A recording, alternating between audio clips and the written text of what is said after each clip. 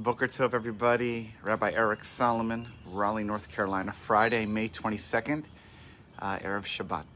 It's also a few days before a holiday of Shavuot, where we honor God giving the Torah to the Jewish people on Mount Sinai. And also, we are ending kind of the counting of these days to Shavuot, and we're entering Shabbat as well. So I wanted to offer a little story, a true sports story. I've been waiting a few years to tell this one. One of the gifts of being a rabbi here in Raleigh.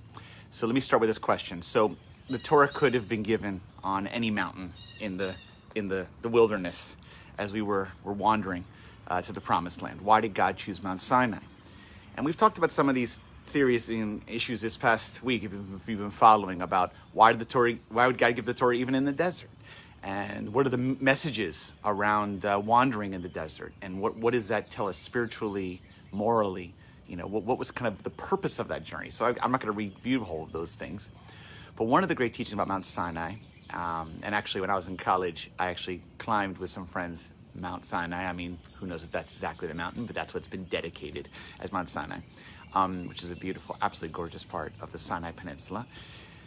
So one of the teachings in the Midrash says that Sinai was chosen not because it was the biggest or tallest mountain in the desert. In fact, it was one of the smaller ones. And one of the ideas there is it's about humility, about modesty.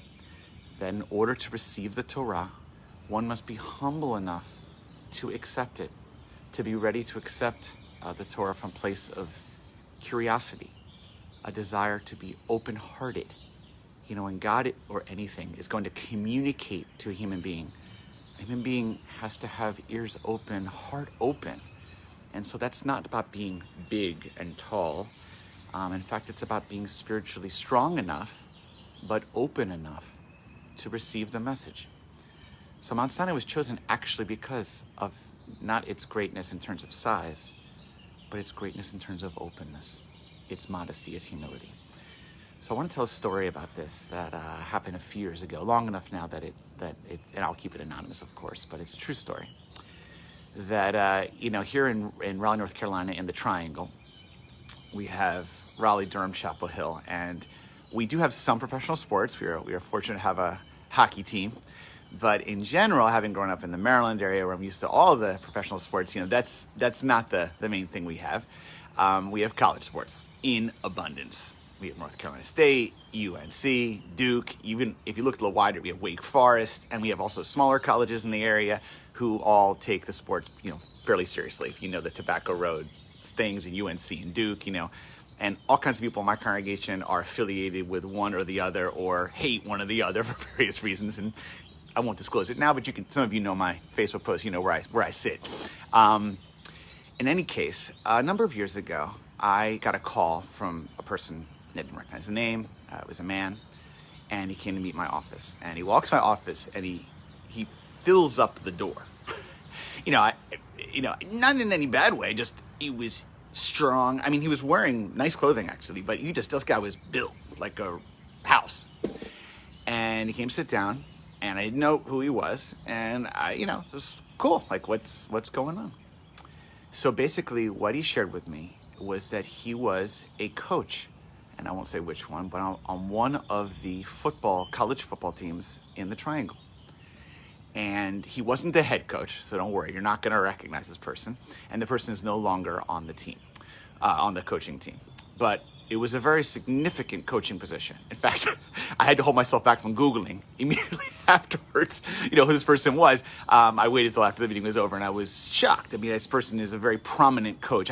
If you followed the football team of this college, you would know who this person was immediately. I mean, I don't follow the coaching staff as closely. So aside from the head coaches, basically.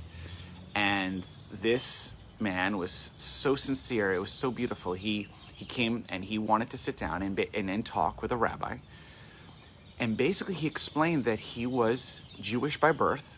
He was raised by two Jewish parents in another part of the country.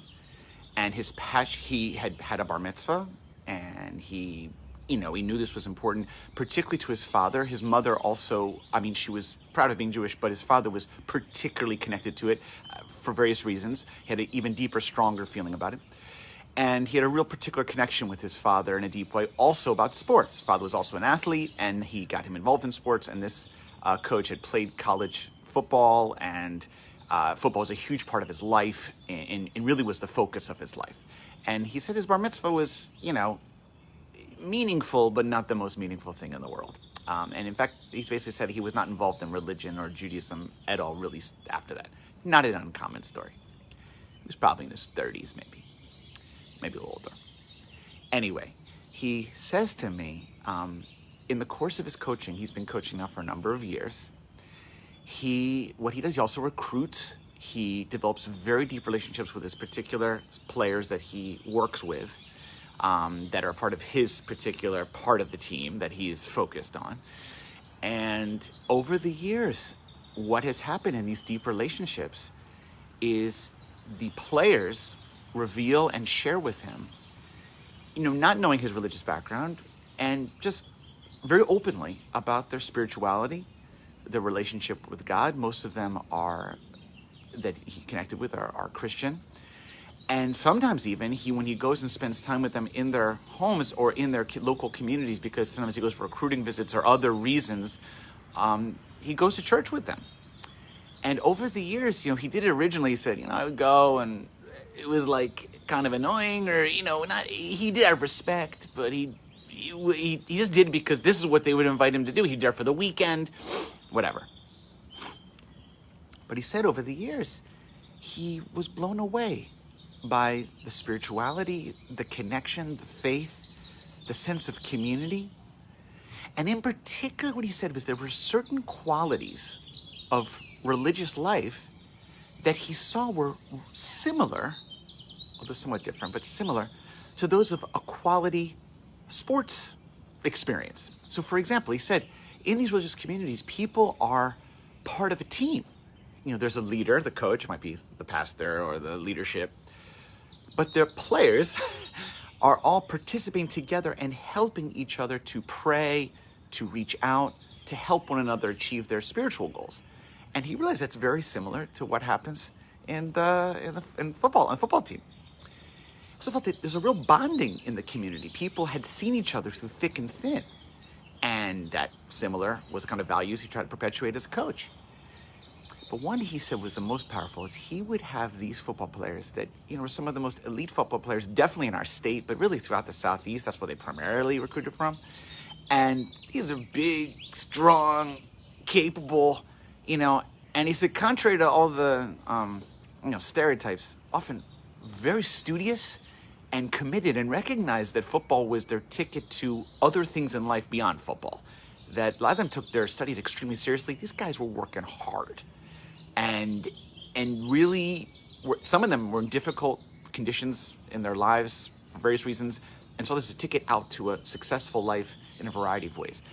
And he realized that in their religious communities, there was a certain humility. I mean, these guys were strong, strapping, weightlifters, and run fast, whatever. But they get into their place and they would pray to God with deep sincerity that there's a power beyond them that they needed to help them succeed, that they needed something that they couldn't do all by themselves. And he found this both shocking and incredibly admirable. And for a number of years, he just listened. But as he went and explored, and with the kids, the students, the players would approach him and assume he had a relationship with God. Assume, in fact, sometimes he was Christian, although he didn't really get into it because he was somewhat confused with his own identity. He finally came to realize, hey, I'm a Jew. This is my religious background. This is my spiritual community. And I don't believe, I'm not interested in Christianity per se, but I'm interested in these valuable lessons, and I'm interested in a spiritual path. And particularly, I want to understand how these great, strong young men who are, have the world at their fingertips, feel that this community gives them strength. What is that about? And so he came and started to meet with me to start exploring a Jewish journey, a Jewish spiritual journey, a Jewish religious journey, trying to understand Jewish practice, Shabbat, holidays. And he said, and that's what I want to just kind of wrap this up and say, one of the things we talked about in terms of the Torah being given in the desert and given in Mount Sinai is two values. One in the desert is that it's open to all, and that means that, as Abraham Joshua Heschel said, no religion is an island. Religious life and interfaith dialogue, it's meant to be so we work and improve and influence one another. And the other reason it's given in the desert is because it's hefker, because it's a low mountain, because it's humility. And both of those things, this coach learned from his players. So what's making them tick? I want some of that. And we back into his Jewish life, he in a sense opened his heart to receive the Torah because of the influence he saw around people around him of different religious paths that influenced him. That's why I'd say the Torah is given in the desert. It's open to all. In fact, they help make him go back to his Jewish roots and explore his own spiritual relationship with God. And then it also helped him realize that humility is a part of leadership. Humility allows you, openness, modesty allows you to actually succeed. It's not a sign of weakness. It's a sign of strength. And so come back. This coach who eventually moved on, he also inspired me. This coach from a physical, and he was actually also quite bright. I mean, to be a coach, there's many things going on. He had relationship skills that were extraordinarily strong. He could have tossed this to the side, but he's willing to look inside and ask himself some deep and profound questions about who he was and whether his life is where he wants it to be and whether there's something out there, a power stronger than him, that maybe something to teach him that's not all in his hands. That's what the Torah, I think, is given in the desert. That's what the Torah is given to all. That's why we need to learn from others. And that's why it's so important to say the Torah is given on a mountain that was smaller, because that's a place that's open to receiving it, just like he was open to receiving it. So I wish everyone a Shabbat Shalom. God willing, next week, a good Shavuot, we'll celebrate together, a little more Torah.